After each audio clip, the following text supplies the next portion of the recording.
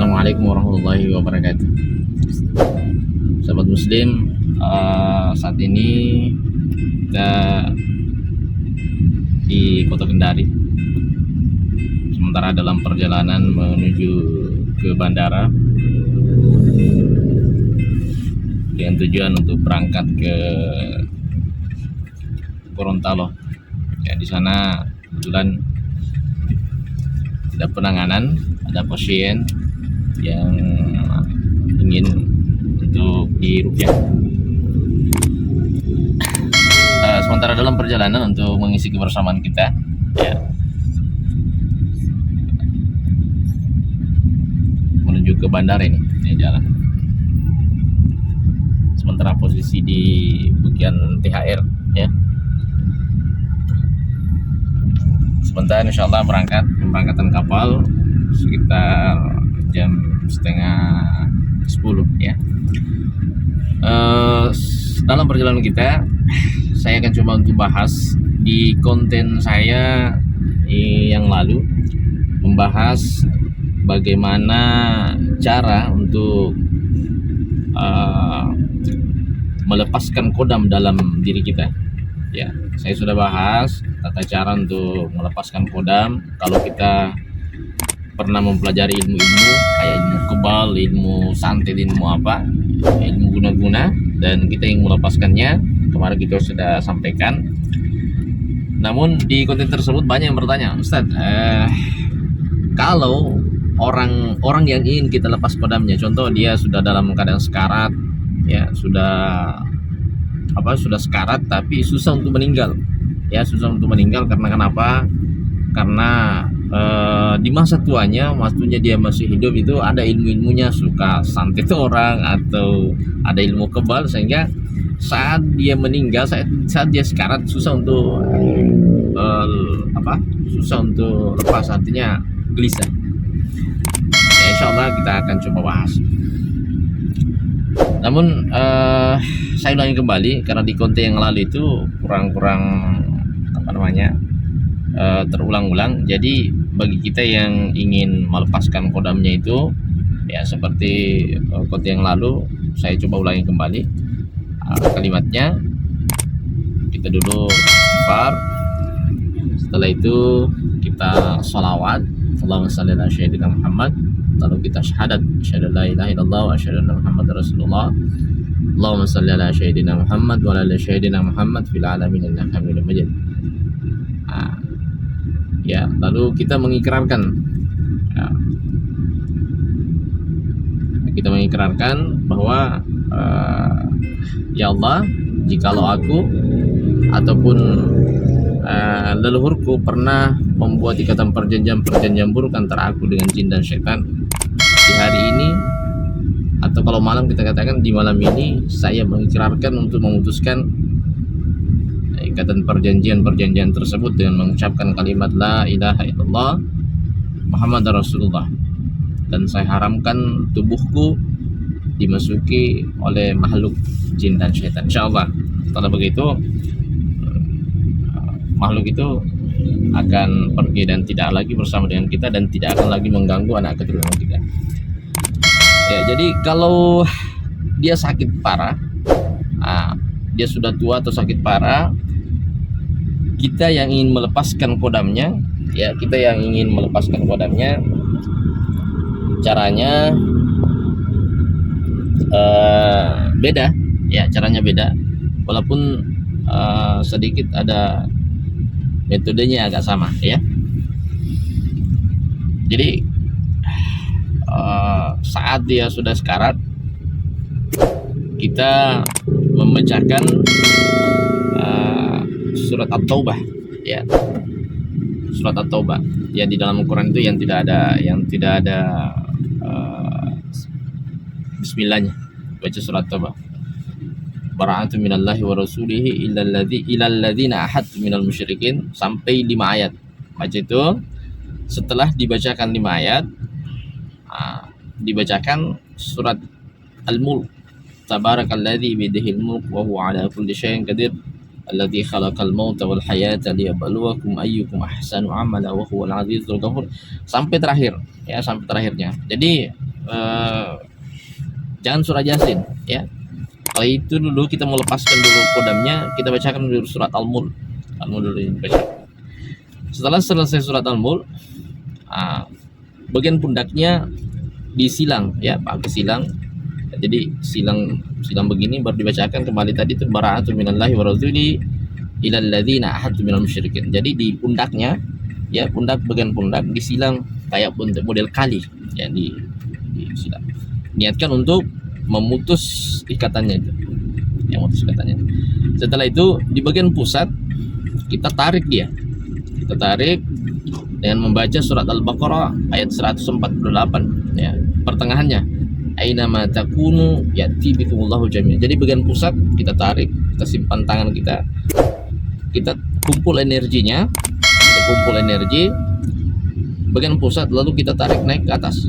Aina ma takunu, pelan-pelan ya, kita rasakan energi itu pasti ada rasa, apakah itu panas ataukah ada rasa kayak strom.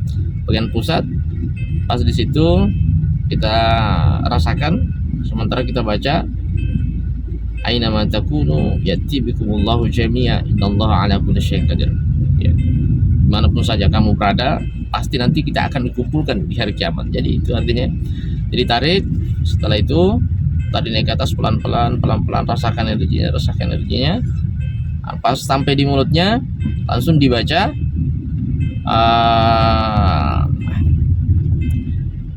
surat Al-Fath ya. Dibacakan surat Al-Fath ayat 7. Walillahi junudus samawati wal ardi wa kana Allahu 'azizan hakima ya. Dibaca surat Al-Fath ayat 7, pas di mulutnya tarik bismillah, Allahu akbar. Jadi saat dia ditarik itu, tarik ke atas, kita niatkan kepada Allah untuk makhluk tadi itu, diniatkan agar Allah memberikan tempat yang terbaik untuknya ya. Karena kalau tidak dikasih tempat, bisa jadi nanti kodamnya itu akan turun kepada anak cucunya, akan pindah kepada anak cucunya. Jadi kita tarik dengan membaca surat Al-Baqarah ayat 148, aina ma takunu ya'ti bikumullahu jami'an innallaha ala kulli syai'in qadir. Setelah sampai di mulut, kita niatkan Allah kasih tempat dia yang terbaik untuknya dengan membaca surat Al-Fath ayat 7. Walillahi junudus samawati wal ardi wa kana Allahu 'azizan hakima.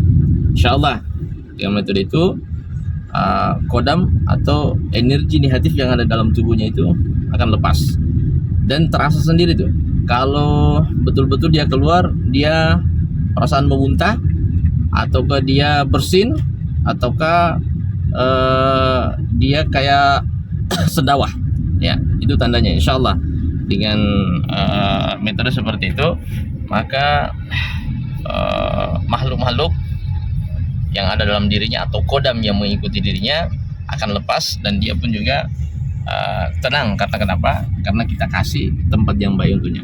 Jadi jangan lagi kita pakai metode-metode yang lain, diambil semua pakaiannya, dibuang di laut atau dibuang di sungai, tidak perlu. Atau diambil pakaiannya disimpan di WC, ya tidak perlu. Insyaallah dengan memakai metode tersebut, orang itu ya dia akan tenang. Setelah sudah merasa tenang, untuk memudahkan ruhnya keluar, sudah bisa kita bacakan surat Yasin. Insyaallah kalau memang sudah ketetapan Allah, insyaallah dia akan pergi dengan tenang dan pergi dengan husnul khatimah ya. Tentu dituntun dia dengan mengucapkan kalimat syahadat ya. Mudah-mudahan dengan metode itu Allah merahmati kita semuanya.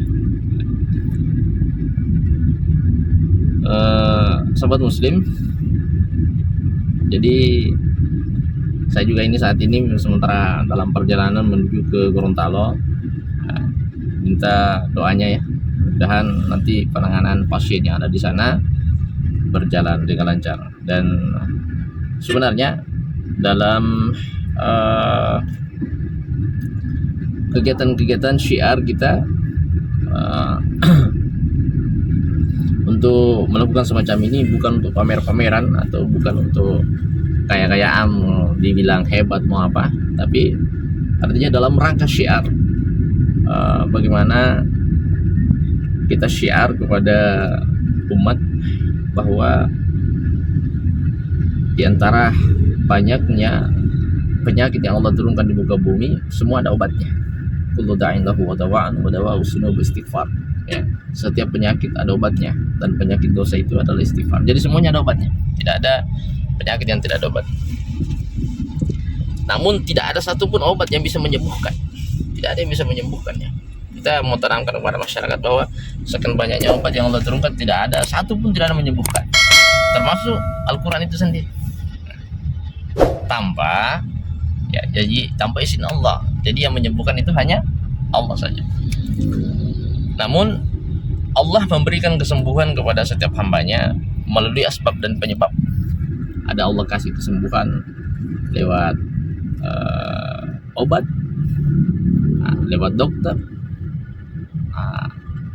Bahkan Allah ada kasih kesembuhan lewat dukun. Tetapi ada penyembuhan yang Allah tidak ridhoi, dan Allah ada penyembuhan yang Allah ridhoi. Dan sekian banyaknya obat yang Allah turunkan di muka bumi, yang paling mujarab adalah Al-Quran. Nah, jadi bagaimana kita syiarkan, kita